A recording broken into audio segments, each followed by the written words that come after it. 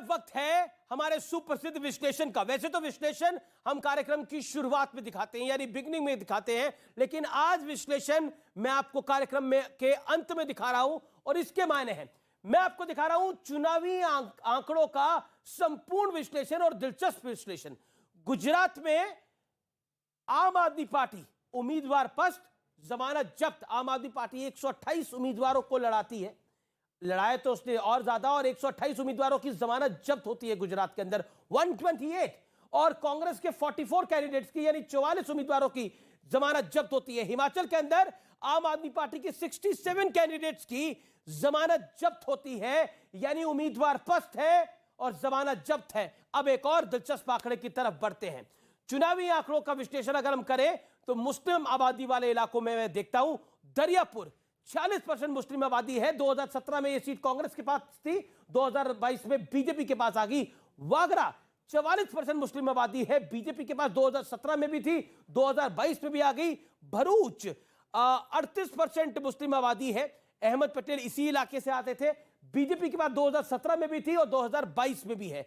अब भुज 35% मुस्लिम आबादी, 2017 में यह सीट बीजेपी के पास थी, अभी भी बीजेपी के पास है। जम्बूसुर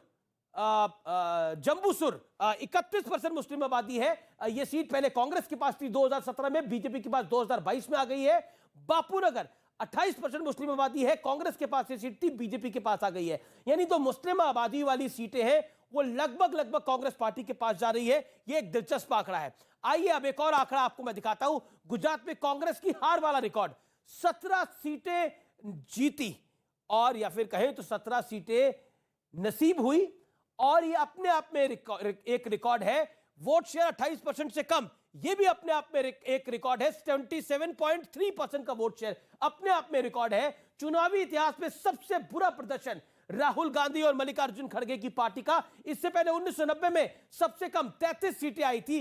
यह नंबर अपने आप में बहुत जोरदार है। 33 सीट्स आई थी इससे पहले, लेकिन अब उससे भी आंकड़ा नीचे 17 सीटें आई हैं। इसलिए यह हार बहुत बड़ी है कांग्रेस पार्टी के लिए।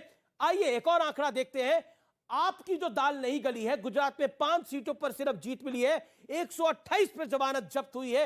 ये अरविंद केजरीवाल जो लिख के दे रहे थे, आईबी की रिपोर्ट बता रहे थे, इनके अपने सीएम उम्मीदवार और प्रदेश अध्यक्ष दोनों चुनाव हार गए हैं, इसुदान गढ़वी और गोपाल इटालिया। हिमाचल की सभी सीटों पर लगभग 68 सीटें थी, 67 सीट्स पर जमानत जब्त हो गई है।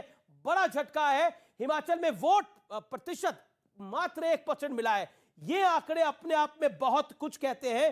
हिमाचल के अंदर और गुजरात के अंदर जिस तरह के क्लेम थे, गुजरात में तो आईबी की रिपोर्ट को कोट किया जा रहा था।